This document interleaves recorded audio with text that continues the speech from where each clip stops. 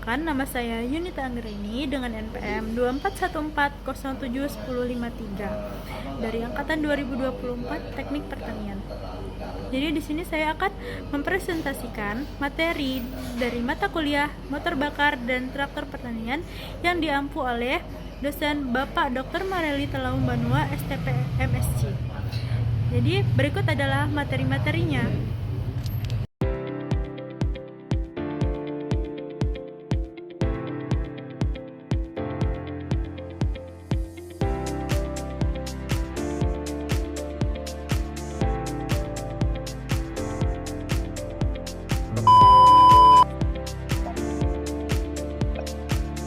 Jadi di sini ada materi yang pertama yaitu motor bakar 4 tak dan motor bakar 4 tak diesel. Di sini ada pengertian motor bakar. Motor bakar adalah mesin yang mengubah energi kimia dari bahan bakar menjadi energi mekanik atau gerak. Energi ini digunakan untuk menggerakkan kendaraan atau peralatan mesin lainnya. Berdasarkan jenis bahan bakarnya, motor bakar dibagi menjadi dua, yaitu motor bakar bensin dan motor bakar diesel. Jadi di motor bakar 4 tak ini ada 4 langkah kerja. Yang pertama itu langkah hisap, kemudian kompresi, kemudian usaha, dan yang terakhir buang. Untuk motor bensin 4 tak itu merupakan mesin yang menggunakan bahan bakar bensin dan bekerja dengan 4 langkah piston, yaitu hisap, kompresi, usaha, dan buang. Seperti yang sudah tadi saya jelaskan. Jadi campuran udara dan bensin dihisap ke dalam silinder, kemudian dikompresi sehingga menjadi padat dan dibakar oleh percikan api dari mesin. Hasil pembakaran mendorong piston ke bawah sehingga menghasilkan tenaga yang memutar poros bawah. Motor bensin digunakan untuk mobil, sepeda motor, dan alat mesin ringan karena suaranya halus serta memiliki akselerasi cepat. Meskipun konsumsi bahan bakarnya lebih boros dibandingkan motor diesel. Jadi motor bakar 4 tak itu yang digunakan pada kendaraan pada umumnya. Kemudian ada proses kerja motor bakar bensin 4 tak. Ini ada langkah hisap, kemudian kompresi, ini langkah kerja atau usaha, dan ini langkah buang. Dan ada proses kerja motor bensin 4 tak. Ini penjabaran dari yang sebelumnya. Itu ada langkah hisap. Ketika langkah hisap itu katup hisapnya terbuka, campuran bensin dan udara masuk ke silinder. Ini ilustrasinya. Kemudian ada langkah kompresi. Piston menekan campuran ke atas, semua katup tertutup.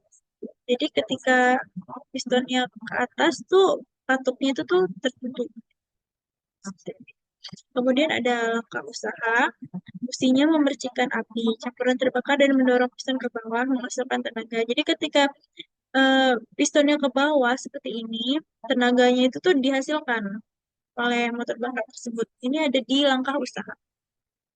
Kemudian yang terakhir ada langkah buang. Ketika piston kembali naik, katupnya terbuka, gas sisa pembakaran keluar. Ini gas sisa pembakarannya. Kemudian ada motor 4 tak diesel. Motor diesel 4 tak adalah mesin yang menggunakan bahan bakar solar atau diesel dan bekerja melalui 4 langkah seperti motor bakar bensin, yaitu ada hisap, kompresi, usaha, dan buang. Cuma bedanya di motor diesel ini menggunakan campuran bahan bakar solar dan udara.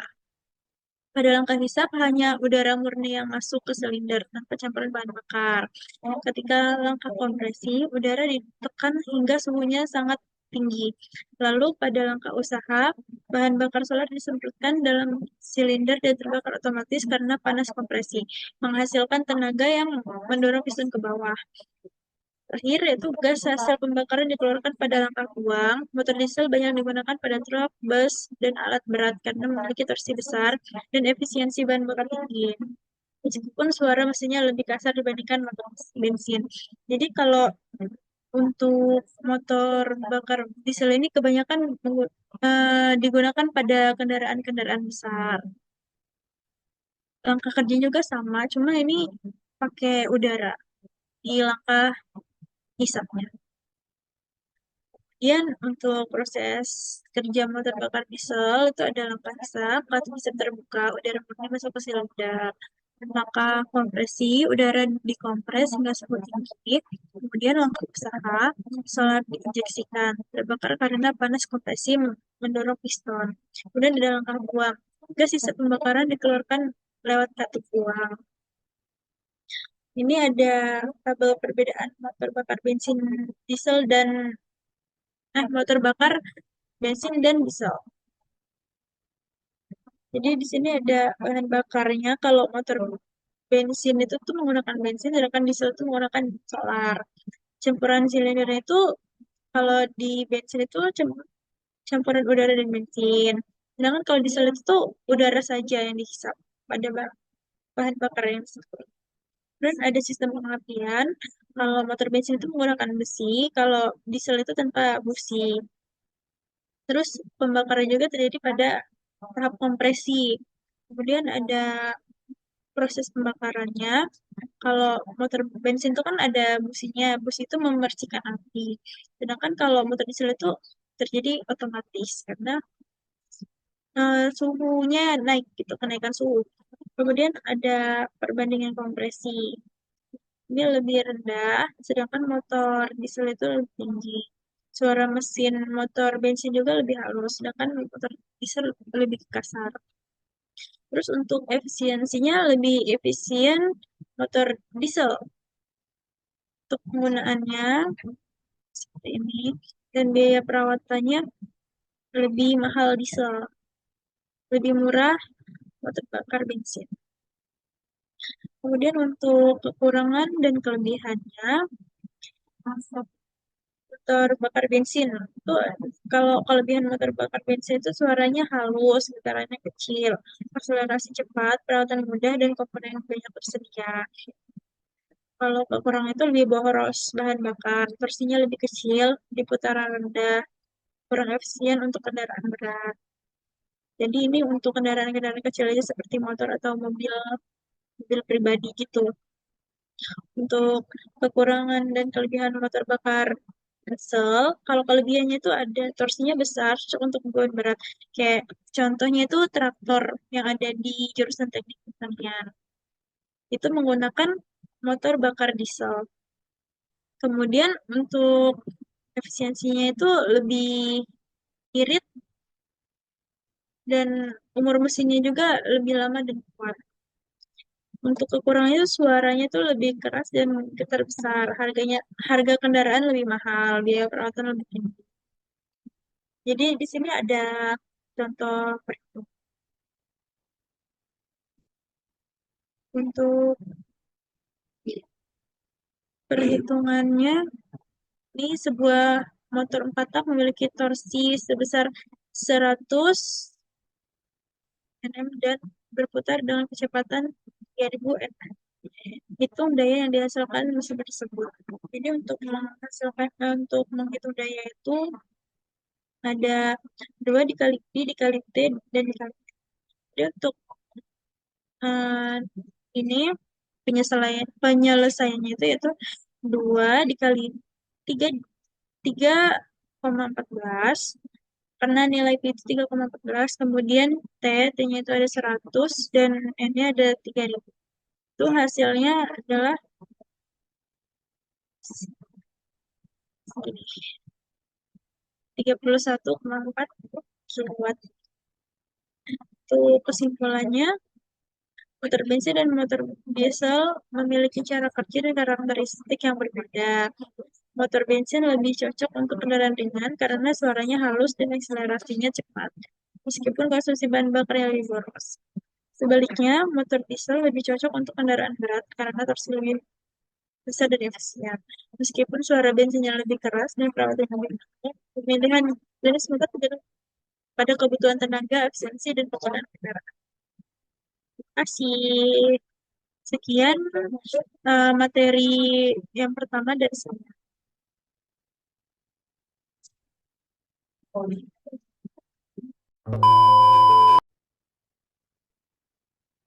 Jadi selanjutnya yaitu materi yang kedua, materi motor bakar dua tak bensin. Jadi di sini ada penjelasan tentang motor bakar dua tak. Motor bakar dua tak adalah mesin pembakaran dalam internal combustion engine yang menyelesaikan satu siklus kerja hanya dalam dua langkah piston atau satu kali putaran poros engkol. Artinya dalam satu kali putaran penuh poros engkol sudah terjadi proses hisap, kompresi, pembakaran, dan pembuangan gas sisa.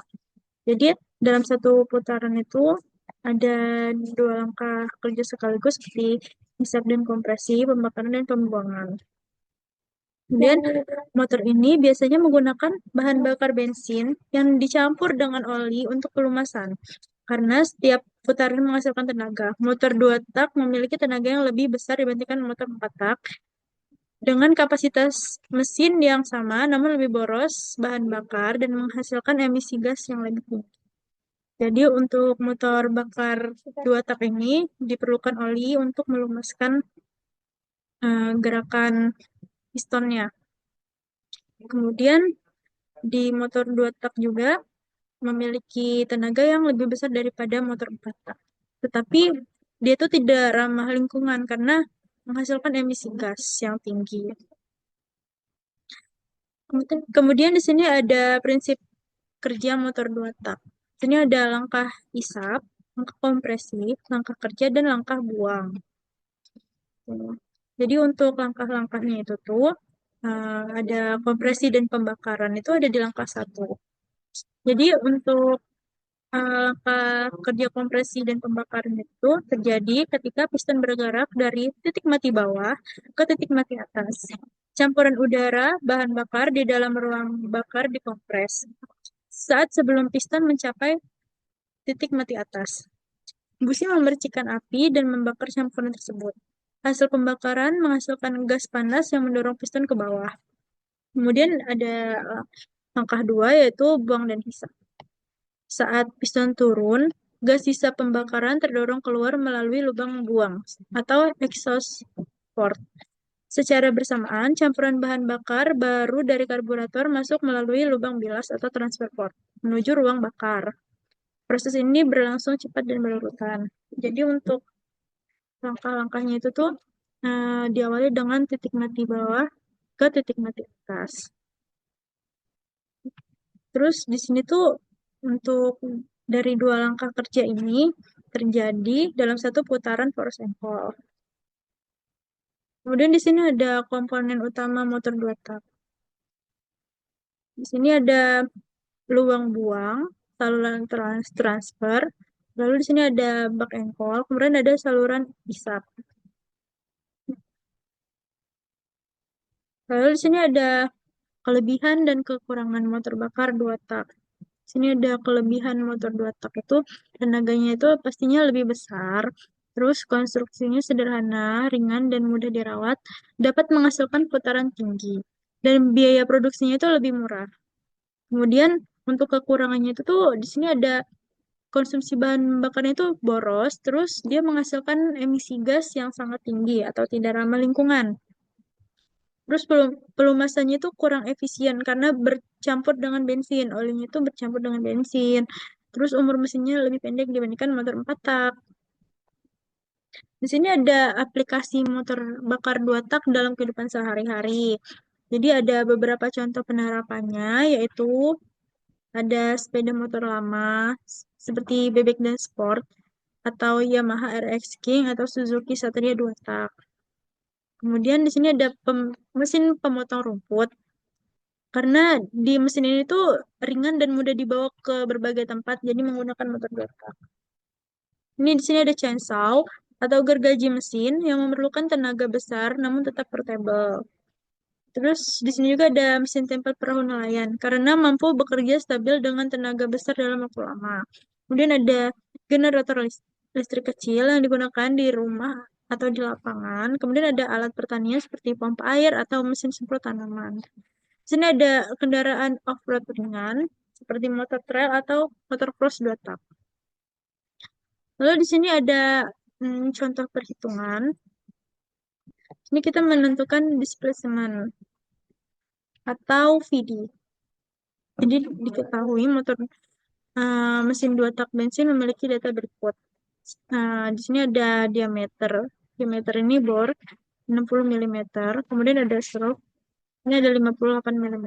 Itu kan PD-nya. Untuk menentukannya itu di sini ada rumusnya, yaitu Pi dibagi 4, lalu dikali dengan diameter pangkat 2, kemudian dikali L. Jadi di sini kita memasukkan rumusnya. Untuk Pi itu bilangannya kan 3,14, kemudian dibagi 4, dikali dengan ini. Untuk diameter ini kita convert dulu ke meter, yang hasilnya itu 0,06, terus dipangkatkan ke 2, terus dikali dengan 0,058, karena milimeter ke meter ya. Ini ada hasilnya itu 163 dikali 10 pangkat minus 4 meter. Terus untuk hasilnya itu kita convert lagi ke sentimeter, yang hasilnya itu 163,9 cm kubik. Jadi untuk hasilnya itu ada 163,9 cm kubik. Untuk kesimpulannya, motor bakar dua tak bensin merupakan mesin dengan siklus kerja yang diselesaikan hanya dalam dua langkah piston atau satu kali putaran poros empuk. Jenis motor ini menghasilkan tenaga besar dalam waktu singkat dengan konstruksi mesin yang sederhana dan ringan. Walaupun memiliki keunggulan dari segi performa dan efisiensi mekanik, motor ini juga memiliki kelemahan seperti konsumsi bahan bakar yang boros, emisi gas buang tinggi, serta pelumasan yang kurang efisien. Dalam perkembangannya, motor 2 tak mulai digantikan oleh motor 4 tak yang lebih ramah lingkungan. Jadi di sini kebanyakan sudah memakai motor bakar 4 tak. Meskipun motor bakar 2 tak tetap digunakan di berbagai sektor yang membutuhkan daya tinggi dan ukuran mesin yang ringkas. Dengan kata lain, motor 2 tak masih memiliki nilai fungsional tinggi pada aplikasi tertentu di bidang otomotif, pertanian, dan industri ringan. Mungkin itu saja untuk uh, materi yang kedua, motor bakar 2 tak. Terima kasih.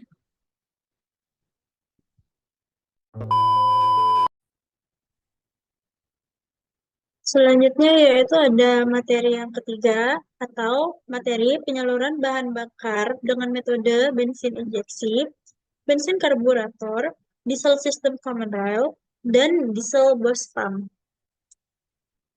Jadi di sini ada pengertian sistem penyaluran bahan bakar. Sistem penyaluran bahan bakar adalah rangkaian komponen yang berfungsi menyalurkan bahan bakar dari tangki menuju ruang bakar dengan tekanan dan jumlah yang sesuai.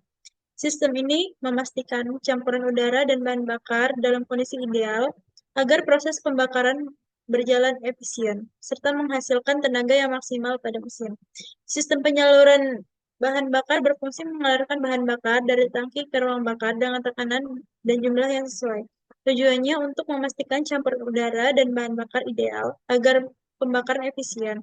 Sistem ini juga menjaga kestabilan tekanan, kebersihan bahan bakar, serta mendukung kinerja mesin agar tenaga optimal dan emisi rendah. Jadi sistem penyaluran bahan bakar itu dia fungsinya untuk menyalurkan bahan bakar dari tangki menuju ke ruang bakar. Ruang bakarnya itu tuh motor bakar, bisa motor bakar. Selanjutnya itu ada sistem bensin karburator. Jadi, sistem bensin karburator adalah sistem penyaluran bahan bakar yang mencampurkan bensin dan udara menggunakan karburator secara mekanis, sehingga campuran bahan bakar dapat masuk ke ruang bakar melalui hisapan piston. Jadi, ini nih salah satu kayak sistem penyaluran bahan bakarnya ya, yaitu sistem karburator. Nah, prinsip kerja sistem bensin karburator itu yaitu menggunakan efek Venturi untuk mencampurkan bahan bakar dan udara. Terus campuran diatur oleh jarum pelampung dan main jet. Terus di sini ada komponen utamanya sistem bensin karburator, yaitu ada tangki, karburator, filter udara, dan intake manifold. Untuk kelebihannya sistem ini sendiri yaitu ada kelebihannya itu sederhana dan mudah dirawat. Terus untuk kekurangannya itu efisiensi bahan bakar rendah dan emisi gasnya itu tinggi. Dan di sini ada skematik karburator. Di sini ada kabel gas, kemudian ada saluran bahan bakar, ada pegas, piston valve atau skip. Terus di sini ada setelan stasioner, kemudian ada jarum skep, ada needle jet atau nozzle, ada cutaway, ada main air system, terus ada pilot air system. Di sini ada pilot jet, main jet. Di sini ada setelan udara, jarum pelampung, dan pelampungnya yang udah disebutin. Nah, prinsip kerjanya tersebut.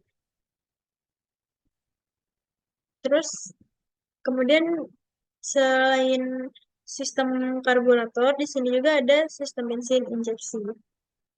Sistem bensin injeksi merupakan sistem penyaluran bahan bakar yang menggunakan pompa dan injektor untuk menyemprotkan bensin ke ruang bakar dengan tekanan tertentu. Dikendalikan secara elektronik oleh ECU agar efisien dan presisi. Jadi sistem bensin injeksi tersebut ada prinsip kerjanya. Salah satu prinsip kerjanya itu ada bahan bakar diinjeksikan langsung atau tidak langsung menggunakan pompa dan injektor. Kemudian ECU atau Electronic Control Unit itu mengatur volume dan waktu injeksi. Untuk kelebihannya sistem ini itu ada efisiensi yang tinggi, pembakaran lebih sempurna, dan emisinya rendah. Jadi ini lebih ramah lingkungan dibandingkan karburator tadi. Terus kekurangannya itu sistemnya kompleks dan biaya perawatannya lebih mahal. Seperti itu. Kemudian di sini ada skematik sistem injeksi dan komponen-komponennya. Di sini ada pompa bensin, terus ada pengatur tekanan, ada bodi atau mesinnya, di sini ada injektor, kemudian di sini ada selang penyalur, di sini ada saringan bensin, dan di sini ada tangki bensin. Ini salurannya, saluran bahan bakarnya. Dari sini kita pindahin ke mesin ini. Mesin ini juga bisa disebut dengan motor bakar. Setelah itu ada sistem diesel bus pump. Sistem diesel bus pump adalah sistem penyaluran bahan bakar pada mesin diesel yang menggunakan pompa mekanis untuk menyalurkan bahan bakar bertekanan tinggi ke masing-masing silinder sesuai urutan pengapian bensin. Sini ada prinsip kerjanya. Di sistem diesel bus pump itu tuh menggunakan pompa injeksi mekanis tipenya inline atau distributor pump. Setiap silinder mendapatkan tekanan bahan bakar dari plugger pompa. Kelebihannya untuk sistem diesel bus pump itu ada kuat dan andal untuk mesin besar. Jadi ini bisa digunakan untuk mesin-mesin besar, kendaraan besar gitu. Terus untuk kekurangannya itu suaranya bising dan kurang efisien dibandingkan sistem modern. Seperti dijelaskan di materi yang sebelumnya, kalau suara mesin diesel itu emang lebih kasar dibandingkan bensin. Ini ada skematiknya dan komponennya. Di sini ada nozzle, terus di sini ada pompa. Ini penghitung waktunya. Di sini ada filter dan di sini ada tangki, tangki bahan bakar. Jadi kemudian yaitu ada sistem diesel common rail. Sistem diesel common rail adalah sistem modern yang menyalurkan bahan bakar bertekanan tinggi melalui pipa bersama atau rail ke setiap injektor. Dengan tekanan dan waktu injeksi dikontrol secara elektronik untuk menghasilkan pembakaran yang optimal. Jadi di sini sesuai namanya, sistem ini tuh menggunakan pipa. Kemudian ada prinsip kerjanya. Prinsip kerjanya itu ada tekanan tinggi disuplai oleh high pressure pump ke rel bersama. Jadi dari tekanan tinggi itu ke pompa ke pipa pipa rel. Terus injektor dikontrol ECU secara elektronik untuk injeksi presisi. Kelebihannya itu ada konsumsi bahan bakarnya lebih hemat dan emisi gasnya itu rendah, berarti lebih ramah lingkungan. Kekurangannya itu seperti tadi, biaya perawatan tinggi dan memerlukan bahan bakar bersih. Untuk skematiknya, di sini ada komponen-komponen juga bisa dilihat di dalam hurufnya. Jadi untuk tangkinya itu kita salurkan ke sini, kemudian nanti dari sini ke sini ke injektor, kemudian baru ke mesin. Itu terus di sini ada perbandingan sistem penyaluran bahan. Di sini kalau karburator itu jenis mesinnya itu ada bensin atau jenis bahan bakarnya. Motornya mekanis, efisiensinya rendah, teknologinya tradisional. Untuk injeksi itu jenis bahan bakarnya itu ada bensin, terus pengaturannya elektronik, terus teknologinya tinggi, teknologi modern. Terus di sini ada bus pump, jenis mesinnya itu diesel, terus pengaturannya itu mekanis, efisiensinya sedang, terus teknologinya konvensional. Di sini ada command rail, di sini ada diesel, elektronik, ukurannya elektronik, efisiensinya sangat tinggi dan teknologinya canggih. Berarti kalau menurut aku yang paling bagus ini di penyaluran bahan bakar dengan metode common rail. Selanjutnya yaitu ada perhitungan. Ini di sini ada contoh soal diketahui. Nah, ini ada perhitungan fungsi bahan bakar ya. Di sini ada diketahui daya mesinnya itu ada 10 kilowatt. Konsumsi spesifik bahan bakarnya itu ada 0,25 kilogram per kilowatt. Berat jenis bensinnya itu 0,75 kilogram per liter. Jadi yang ditanya itu konsumsi bahan bakar per jam. Jadi untuk penyelesaiannya itu yaitu daya mesin dikalikan dengan berat jenis bensin. Jadi untuk hasilnya itu tuh 25 kilogram per jam. Kemudian di sini ada perhitungan tekanan injeksi atau diesel common rail. Diketahui tekanan relnya itu ada 1.500 bar, terus luas ujung injektornya ada 0,8 mm milimeter persegi. Terus kita tanyakan gaya yang bekerja pada injektor. Jadi rumus gaya itu kan ada F sama dengan P kali A.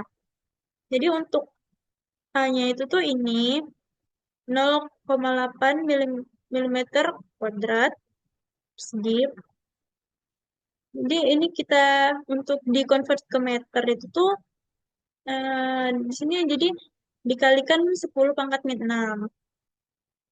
Kemudian ada P, yaitu tekanan relnya ya. Jadi ada 1.500 bar. Kita kita convert ke Pascal. Jadi dikalikan dengan 10 pangkat pangkat 5. Jadi untuk menghitung F-nya yaitu 1.500 kali 10 pangkat 10 pangkat 5 dikali 0,8 kali 10 pangkat 6 hasilnya 120 N. Jadi untuk gaya injeksinya itu sebesar 120 Newton. Di sini ada kesimpulan. Untuk kesimpulannya itu, sistem penyaluran bahan bakar adalah sistem yang bertugas menyalurkan bahan bakar dari tangki menuju ruang bakar dengan tekanan dan takaran yang sesuai agar proses pembakaran berjalan efisien. Sistem ini memiliki beberapa jenis, yaitu bensin karburator, bensin injeksi, diesel common rail, dan diesel gas pump. Masing-masing memiliki karakteristik yang berbeda, di mana sistem injeksi dan common rail umumnya lebih efisien karena mampu mengatur jumlah bahan bakar secara presisi sesuai kebutuhan mesin, sehingga menghasilkan pembakaran yang sempurna dan hemat bahan bakar. Mungkin itu saja untuk materi yang ketiga. Nah, saya ucapkan terima kasih.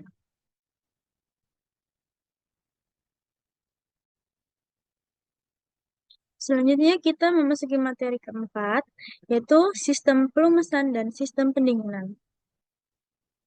Jadi di sini ada pendahuluan.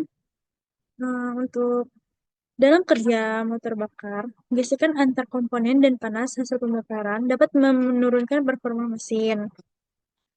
Oleh karena itu, untuk mengatasi gesekan dan pembakaran dapat dilakukan dengan cara pelumasan dan pendinginan. Jadi dalam sistem pelumasan itu untuk mengurangi gesekan dan kausan, sedangkan untuk sistem pendinginan ini untuk menjaga suhu mesin agar tetap stabil. Kedua sistem ini memastikan sistem bekerja efisien dan tahan lama. Sini ada pengertian sistem pelumasan. Sistem pelumasan adalah sistem yang menyalurkan oli ke bagian mesin yang bergerak agar mengurangi gesekan, kausan, dan panas. Fungsi utamanya yaitu untuk mengurangi gesekan antar logam, mendinginkan bagian mesin, membersihkan kotoran logam kecil, dan mencegah karat dan korosi. Di sini ada jenis-jenis mesin pelumasan, seperti sistem percik atau splash system. Ini langkah kerjanya itu oli dipercikan oleh gerakan poros atau komponen mesin. Di sini digunakan pada mesin kecil. Kemudian ada sistem tekan atau pressure system. Cara kerjanya itu oli dipompa dan disalurkan ke seluruh bagian mesin. Terus di sini digunakan pada mesin besar atau modern. Jadi rata-rata mesin besar itu tuh menggunakan sistem tekan.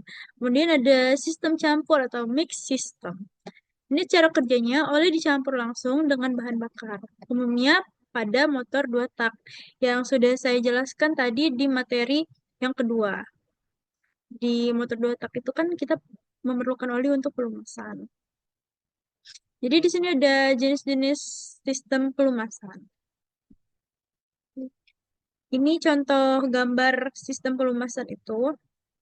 Di sini ada sistem pelumasan percik, yang di sini ada langkah kerjanya. Ya, ini oli dipercikan. Kemudian ada sistem pelumasan tekan. Di sini oli dipompa dan disalurkan ke seluruh bagian mesin. Ini ada aliran bahan bakarnya, aliran olinya. Kemudian di sini ada sistem campur. Sistem campur ini oli dicampur langsung ke dalam bahan bakar. Jadi untuk komponen sistem pelumasannya itu ada bak oli, tempat tempat menampung oli. Ini merupakan bak oli. Kemudian ada pompa oli atau oil pump yang mengalirkan oli ke seluruh mesin. Jadi di sini ada oli pompa ini yang di sini yang digunakan untuk menaikkan oli tersebut ke seluruh komponen ini. Kemudian ada saringan oli yang menyaring kotoran yang ada di oli tersebut. Kemudian ada katup pengatur tekanan atau relief valve yang mengatur tekanan oli agar stabil. Kemudian ada saluran oli atau oil gallery, jalur oli menuju komponen penting. Ini merupakan saluran oli. Kemudian di sini ada sistem efisiensi sistem pelumasan. Efisiensi sistem pelumasan sangat penting untuk menjaga performa dan umur mesin. Jadi seberapa efisien sih pelumasan itu untuk menjaga performa mesin? Di sini ada pelumasan yang baik, mampu mengurangi gesekan, panas, dan kausan antar komponen, sehingga mesin bekerja lebih halus dan tahan lama. Faktor yang mempengaruhi efisiensi itu ada kekentalan atau viskositas oli yang harus sesuai dengan suhu kerja mesin. Kemudian di sini ada tekanan pompa oli yang harus stabil agar sirkulasi merata. Lalu ada kebersihan saringan atau filter untuk untuk mencegah kotoran menyumbat saluran. Kemudian ada volume oli yang cukup menjamin pelumasan menyeluruh. Kemudian ada kualitas oli, menentukan daya tahan terhadap oksidasi dan suhu tinggi. Jadi semakin bagus olinya, maka semakin bisa menahan daya tahan mesin tersebut. Kemudian ada kondisi saluran oli harus bebas kerak dan kebocoran. Setelah sistem pelumasan itu di sini ada sistem pendinginan. Sistem pendinginan berfungsi mengatur dan menstabilkan suhu kerja mesin agar tidak terlalu panas atau overheat. Jadi kan mesin itu tuh bekerja terus-menerus, pastinya panas, jadi memerlukan sistem pendinginan. Saat pembakaran berlangsung, sekitar 30 atau sampai 40% energi bahan bakar berubah menjadi energi panas, sehingga perlu dikendalikan. Jadi kalau misalnya terus-menerus nih terjadi pembakaran pada mesin itu bisa membuat mesin rusak juga. Tanpa sistem pendingin yang baik, panas berlebih bisa menyebabkan kerusakan komponen, tuh, seperti yang saya sebutkan, penguapan pelumas, dan turunnya efisiensi mesin. Jadi bisa jadi mesin tersebut itu bakal kurang berfungsi gitu. Kemudian ada sistem ini bekerja dengan menyerap panas dari silinder dan kepala silinder, lalu membuangnya ke udara atau cairan pendingin atau coolant melalui sirip pendingin atau radiator. Dengan begitu, mesin tetap berada pada suhu ideal agar pembakaran sempurna, efisiensi bahan bakar tinggi, dan komponen seperti piston, silinder, serta katup lebih awet. Jadi, kalau misalnya suhu mesinnya itu ideal, itu bisa membuat mesin itu tahan lama. Oke. Jadi ada jenis sistem pendingin. Jenisnya itu ada tiga, yaitu ada sistem pendinginan udara, kemudian ada sistem pendinginan cairan, dan sistem pendinginan oli. Pada sistem pendinginan udara itu menggunakan sirip pendingin di blok silinder. Kemudian panas dibuang langsung ke udara luar, umumnya dipakai pada motor kecil atau sepeda motor. Kelebihannya itu dia tuh sederhana, terus ringan, dan tidak butuh radiator. Kekurangannya itu kurang efisien untuk mesin besar. Jadi ini dipergunakan untuk mesin-mesin kecil aja. Kemudian ada sistem pendingin cairan yang menggunakan air atau coolant sebagai media pendingin. Dilengkapi dengan radiator, pompa air, dan termostat. Kelebihannya itu pendinginan merata dan efisien, dan kekurangannya itu perlu perawatan lebih karena bisa bocor. Kemudian di sini ada sistem pendinginan oli menggunakan pelumas oli untuk menyerap dan membuang panas. Umumnya dikombinasikan dengan sistem cairan atau udara. Kelebihannya itu melumasi sekaligus mendinginkan komponen. Kekurangannya itu daya pendinginnya terbatas. Ini yang digunakan pada motor bakar dua tak. Untuk komponen sistem pendingin itu ada, ini contohnya yang udara ya. Ini ada radiator yang berfungsi untuk membuang panas dari cairan pendingin. Kemudian pompa air untuk mengalirkan cairan ke seluruh sistem. Lalu ada termostat yang mengatur suhu kerja mesin. Kemudian ada kipas pendingin ini yang membantu sirkulasi udara pada mesin. Kemudian ada selang dan saluran air yang digunakan untuk jalur sirkulasi cairan pendingin. Lalu ada tutupan radiator untuk menjaga tekanan dalam sistem. Untuk efisiensi sistem pendingin bergantung pada kemampuan sistem membuang panas mesin secara optimal tanpa menyebabkan overheat. Faktor utama yang mempengaruhi antara lain yaitu ada laju aliran coolant atau cairan, kemudian ada luas permukaan radiator, perbedaan suhu atau delta T, dan kebersihan sistem. Jika radiator kotor, coolant keruh, atau pompa lemah, maka perpindahan panas menurun dan suhu mesinnya cepat naik. Jadi ini sangat mempengaruhi dalam pendinginan. Terus perawatan rutin seperti membersihkan radiator, mengganti coolant, dan memeriksa pompa air penting agar efisiensi tetap tinggi. Jadi biar pendinginannya itu tuh bisa berjalan dengan optimal. Tuh.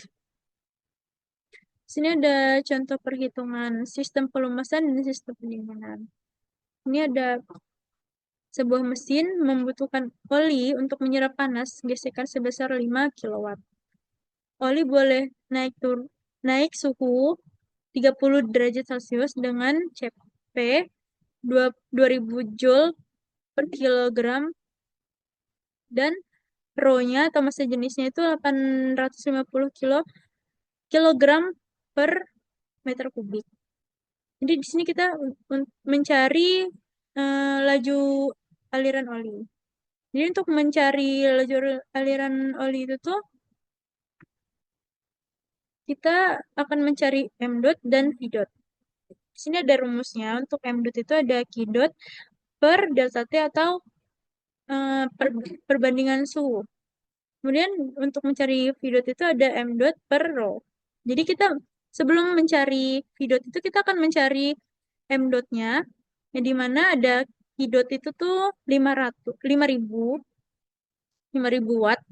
Kemudian dibagi dengan 2000 joule per kilogram. Kemudian dikali dengan 20, 30, sorry. 30 atau delta T-nya. Jadi hasilnya itu ada 0,0833 kilogram per sekon. Kemudian untuk mencari V dot-nya, kita masukkan nilai nilai M dot ini atau 0,0833 per massa jenis aliran tersebut, yaitu sebesar 850 kilogram per meter kubik, yang dimana hasilnya itu tuh ada 9,8 dikali 10 pangkat min 5 meter per kubik per second. Atau jika kita convert ke liter per menit itu ada 5,9 liter per menit. Kemudian untuk perhitungan efisiensi pendinginan, ini di sebuah mesin menghasilkan panas besar 25.000 joule per sekon. Lalu kipas radiator menggunakan daya 400 watt dan efisiensi pembuangan panas sistem mencapai 85%. Hitung efisiensi total sistem pendinginan. Jadi untuk mencari efisiensi total itu tuh berarti kita mencari Q keluar per Q masuk ditambah ini daya kipas lalu dikali 100. Jadi perhitungannya itu kita masukkan 25.000. Ini hasilnya 25.000 dikali 0,85.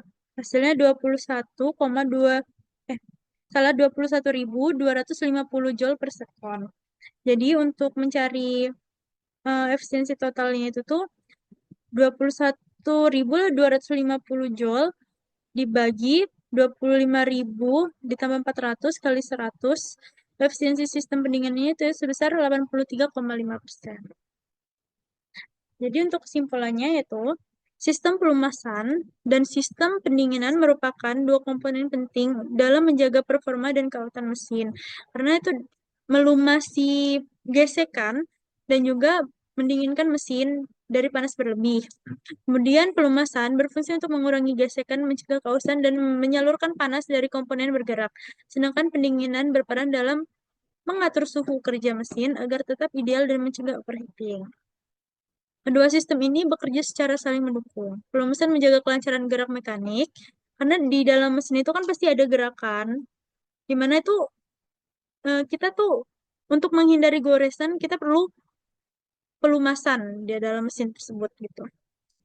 Sementara pendinginan menjaga kestabilan suhu agar oli tidak rusak dan pembakaran tetap efisien. Dengan perawatan dan perancangan sistem yang baik, efisiensi mesin dapat ditingkatkan, konsumsi bahan bakar lebih hemat, serta umur komponen menjadi lebih panjang. Mungkin itu saja materi keempat dari saya. Terima kasih.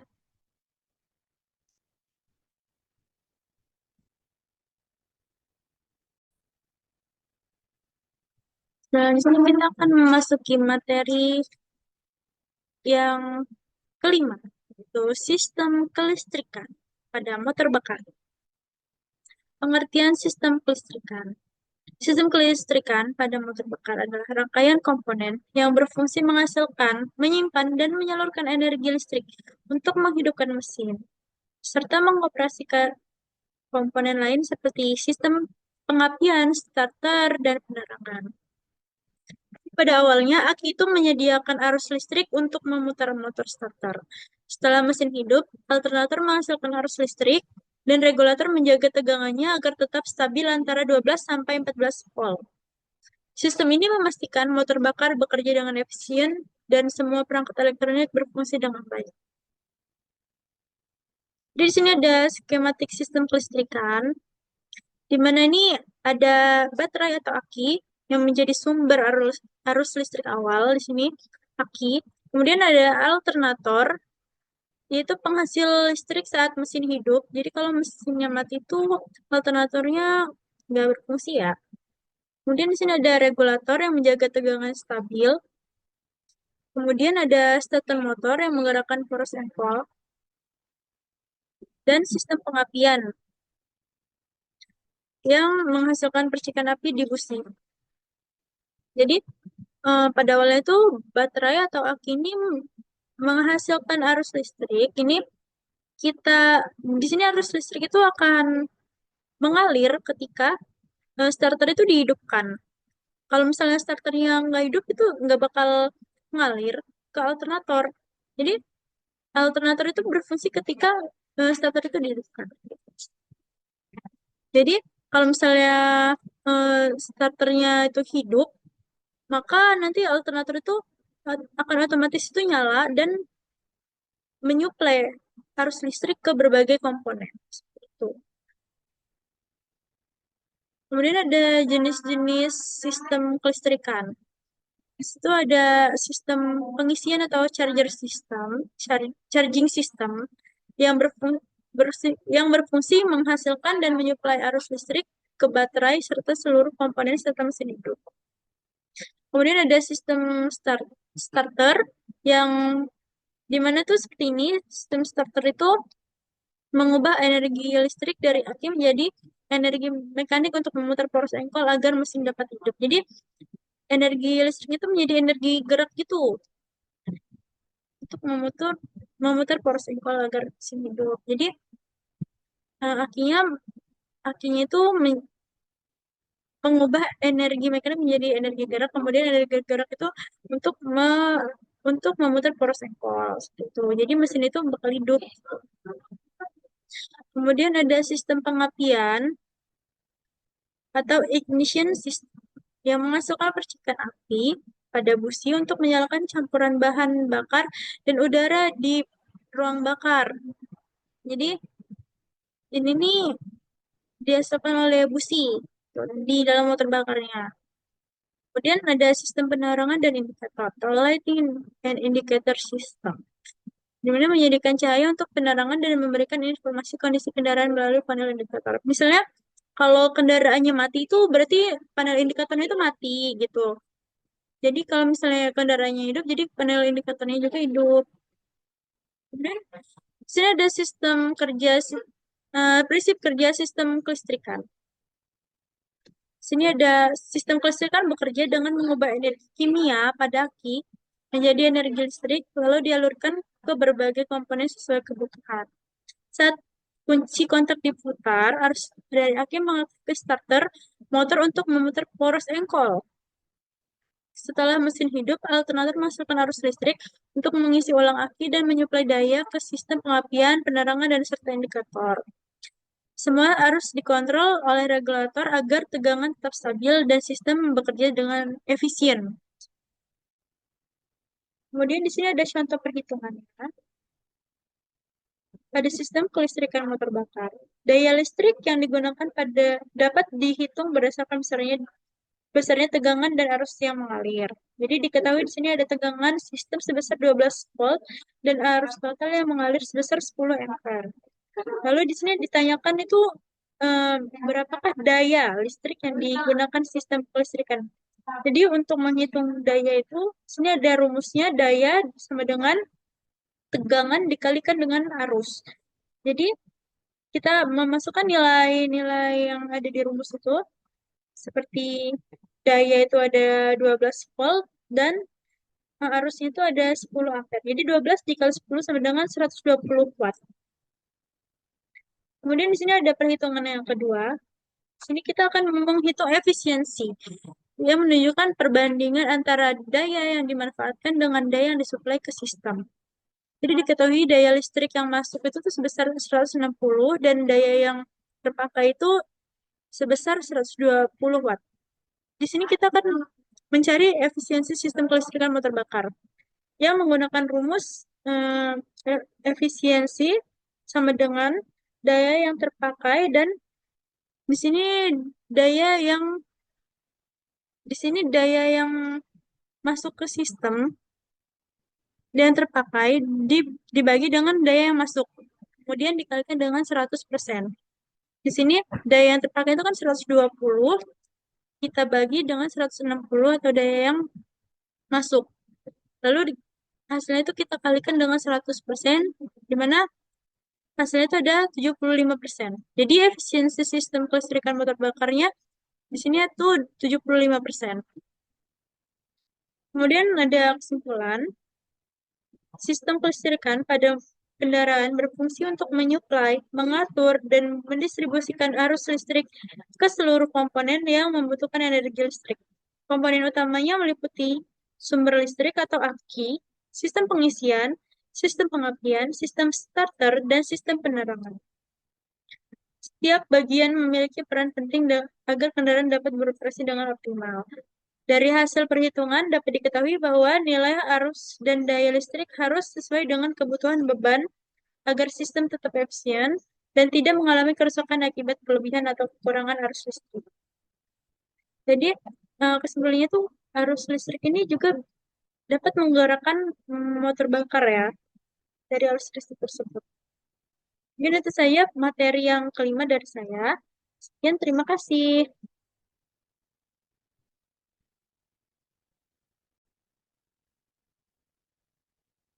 Selanjutnya yaitu materi yang terakhir atau materi yang keenam.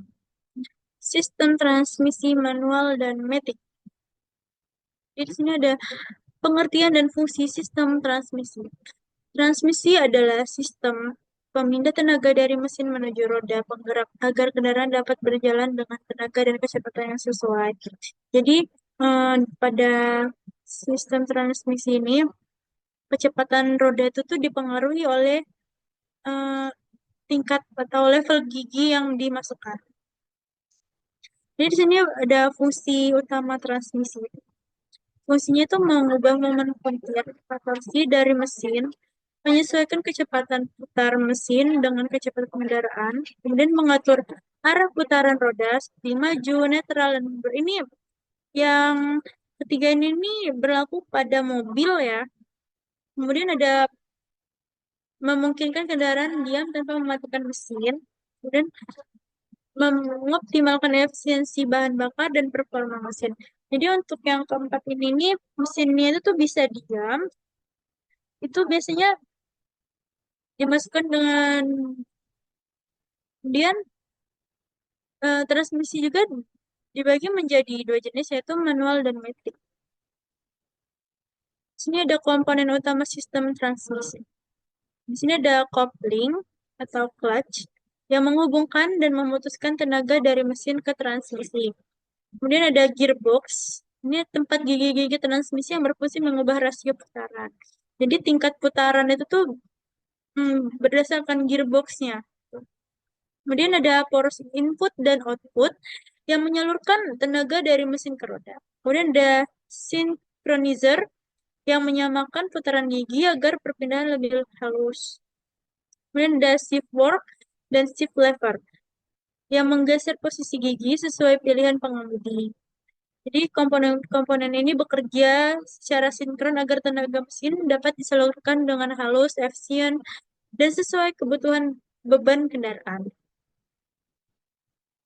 Jadi di sini ada sistem transmisi manual. Yang pertama itu sistem transmisi manual menggunakan kopling dan tuas persneling untuk mengubah rasio gigi secara manual oleh pengemudi. Ciri khasnya itu ada perpindahan gigi dilakukan oleh pengemudi dengan pedal kopling, mengandalkan gigi tetap atau fixed gear ratio di dalam gearbox. Umumnya memiliki tingkatan 4 sampai 6 tingkat percepatan atau speed.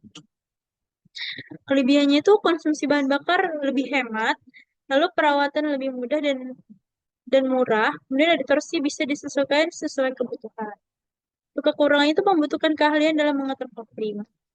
Terus tidak senyaman transmisi otomatis di lalu lintas padat. Jadi kalau yang transmisi otomatis ini nih kita tidak perlu mengganti level gigi itu.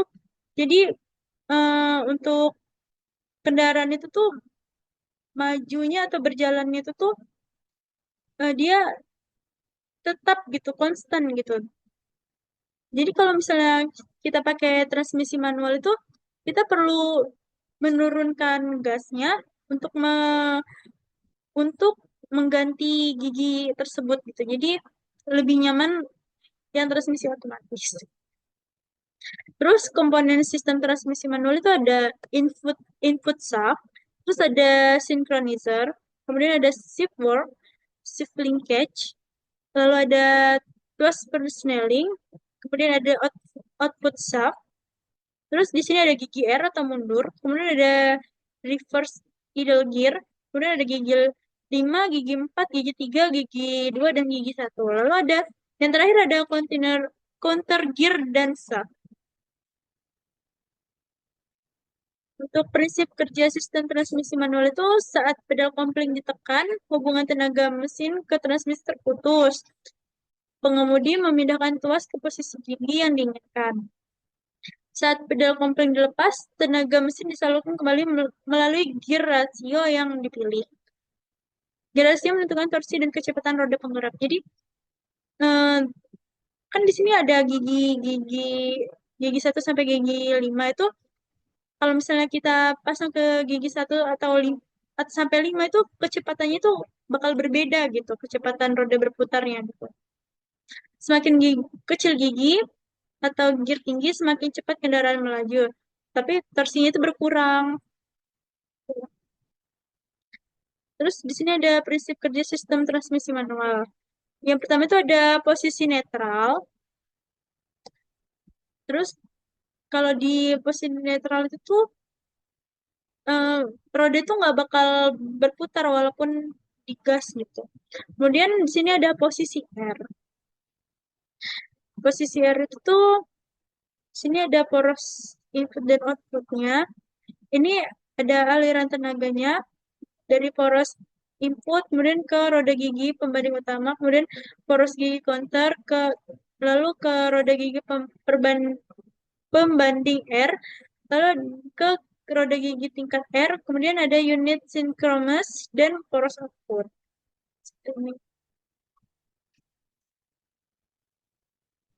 Kemudian sini ada posisi gigi 1 seperti ini. Jadi dari poros input ke gigi 1. Kemudian ini posisi gigi 2. Jadi dari poros input gigi 2 lalu ke poros output.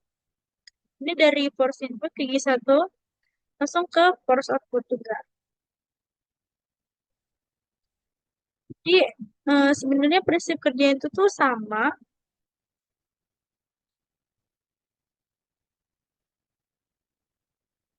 Sini ada langkah kerjanya tuh.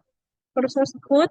Ya ini yang posisi ke gigi 3 itu ada poros output, input, lalu roda gigi pembanding utama, kemudian ada poros gigi counter, lalu ada roda gigi pembanding 3, kemudian ada roda gigi tingkat 3 dan unit sinkronis, lalu ke poros output.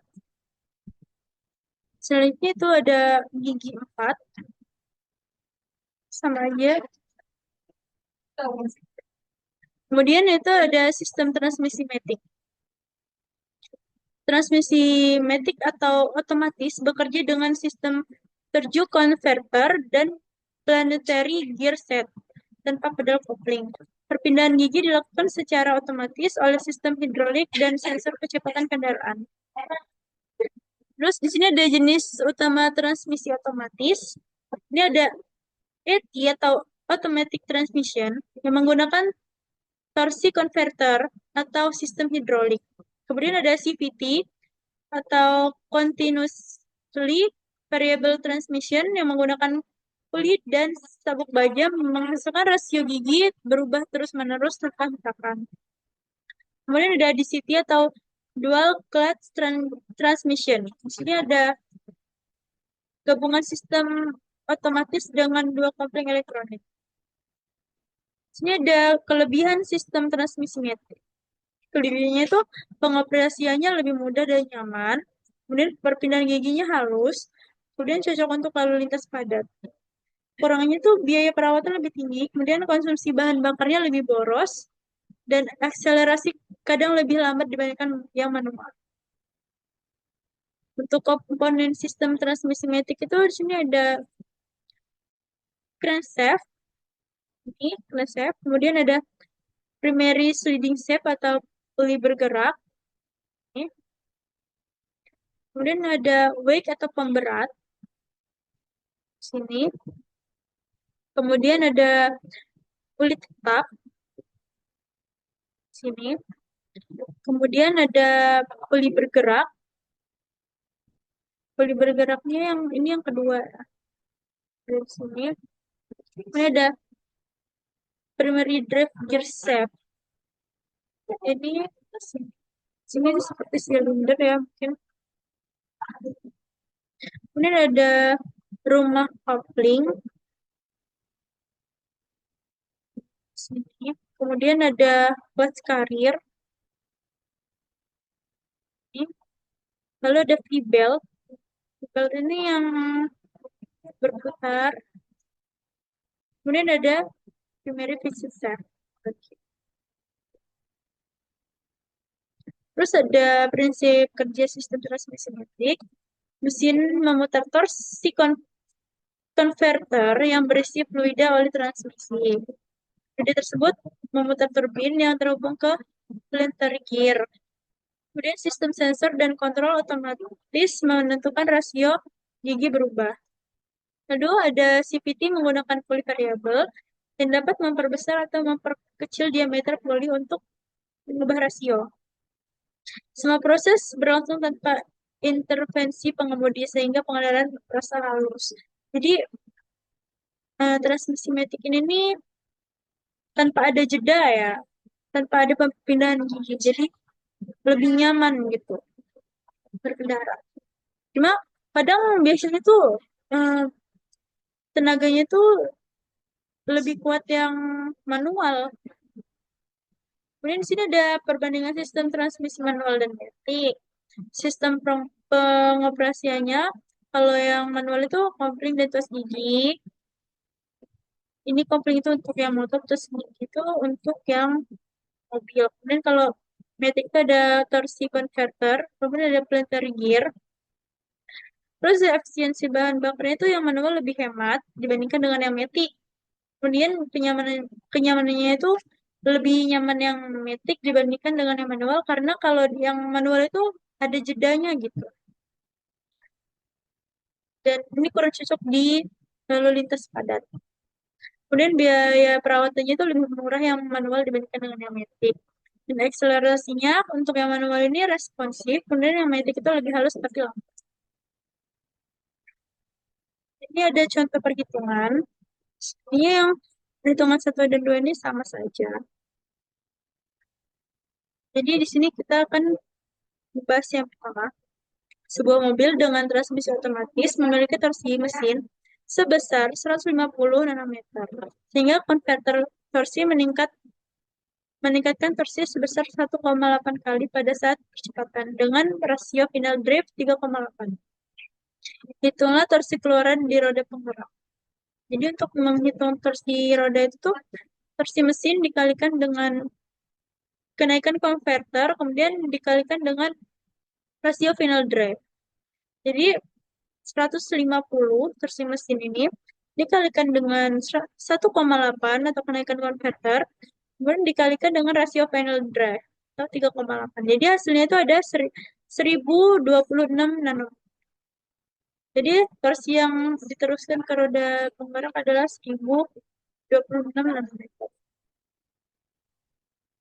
Kemudian perhitungan yang kedua yaitu ada Sebuah mobil dengan sistem transmisi manual memiliki torsi mesin sebesar 180 nanometer. Rasio gigi transmisi yang digunakan adalah 3,5:1 dan rasio finalnya sebesar 4:1. Hitunglah torsi yang diteruskan ke roda penggerak kendaraan. Jadi ini diketahui torsi mesin itu ada 180 nanometer. Kemudian rasio transmisinya itu 3,5 dan rasio finalnya itu ada 4.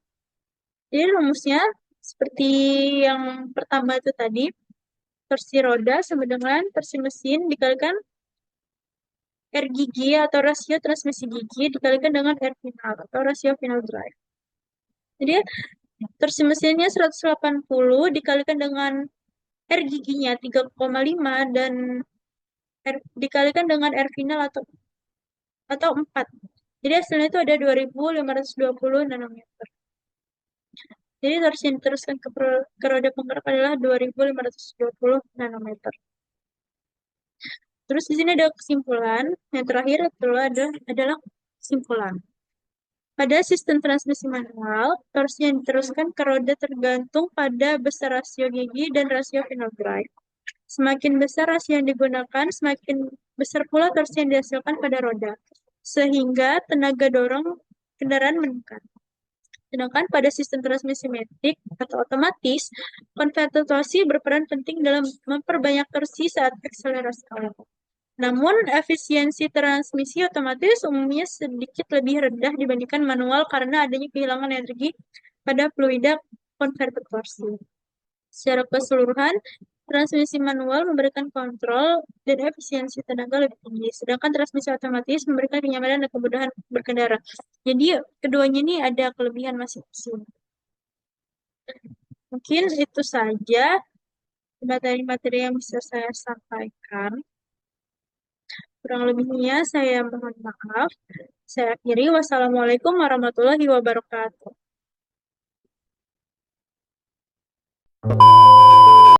Baik, sekian materi-materi yang sudah saya sampaikan. Jika ada kekurangan, saya mohon maaf. Saya akhiri. Wassalamualaikum warahmatullahi wabarakatuh. Dadah.